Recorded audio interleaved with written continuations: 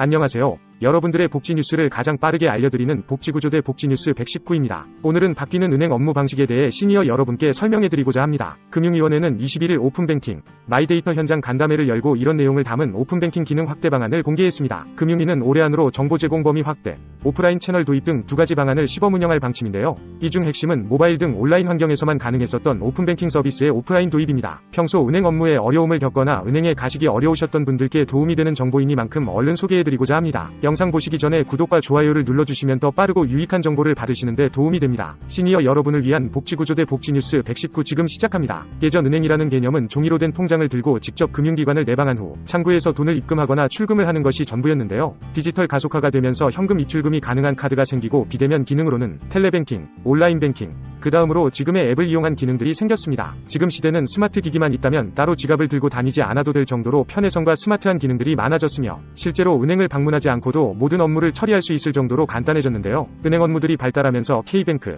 카카오뱅크, 토스 등 온라인뱅크까지 출현하며 모든 은행 업무를 오픈뱅킹 서비스로 편리하게 이용할 수 있게 되었습니다. 오픈뱅킹이란 조회나 이체 등 은행의 핵심 금융기능을 표준화해 다른 사업자에 개방하는 은행권 공동인프라를 뜻하는데요. 다시 말해 내가 사용하는 주거래 은행을 통해 다른 은행의 계좌에서 돈을 입금하거나 출금할 수 있는 기능을 의미하는데요. 공동결제 시스템이라고도 하고 앱 하나로 모든 은행의 출금 및 이체가 가능합니다. 즉 모든 은행의 계좌 이체 시스템을 개방하는 공동결제 시스템으로 2019년 10월 30일에 시범 도입돼 12월 전면 시행됐습니다. 이런 서비스는 소비자가 은행별로 일일이 앱을 설치할 필요 없이 한 개의 은행 앱에서 자신의 모든 은행 계좌를 등록해 결제, 송금, 이체 업무를 할 수 있는데요. 금융위에서 발표한 내용에 따르면 올해 안으로 모바일 등 온라인에만 한정했던 오픈뱅킹 서비스를 은행 영업점 등 오프라인 채널까지 인프라를 넓혀 더욱 편리한 서비스를 제공한다고 합니다. 하나의 은행을 방문해 다른 은행에 보유한 계좌 조회와 이체 업무까지 처리할 수 있게 하겠다는 얘기인데요. 오픈뱅킹 활용 과정에서 금융소비자보호법 적용 근거를 담은 오픈뱅킹 영업점 활용 가이드라인도 마련합니다. 이는 점점 사라지는 ATM 기기와 은행 지점이 부족한 지역의 고객 불편과 고령층 이용 어려움을 해소하기 위해서인데요. 올해 하반기 이런 두 가지 방안의 시범 운영을 앞두고 유관기관과 함께 태스크포스 논의와 금융권 전산 개발에 속도를 낼 계획입니다. 예를 들어 신한은행을 방문하여 국민은행 같은 다른 은행의 입금이나 출금 이체가 가능하고 잔액 및 거래 내역 조회,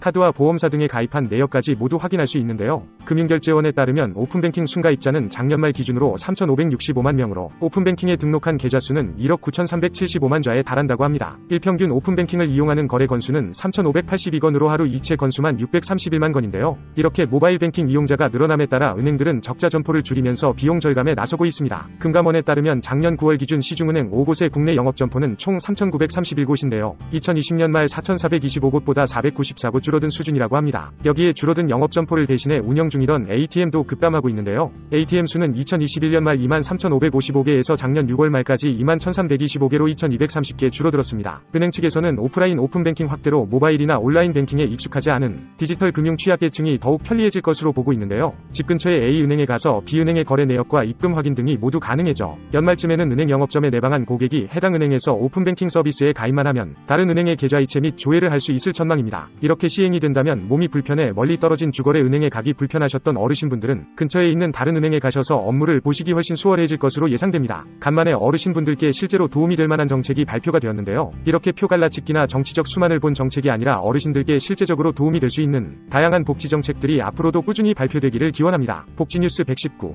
오늘은 바뀌는 은행 업무 방식에 대해 알아보았습니다. 오픈뱅킹 서비스가 은행 지점에서 시작이 된다면 대출, 보험, 연금, 행정정보를 통합하는 오픈 파이낸셜 서비스를 추진할 전망이라고 하며 교통, 교육, 여가, 복지, 의료 데이터까지 통합시키는 오픈 데이터로 확대될 전망이라고 하는데요. 이러한 기술과 정책의 발전을 통해 어르신들의 행복하고 편안한 노후에 도움이 되기를 바라겠습니다. 영상이 도움이 되셨다면 구독 버튼 누르셔서 복지뉴스 119를 언제든 불러보세요. 지금까지 시니어 여러분을 위한 복지구조대 복지뉴스 119였습니다.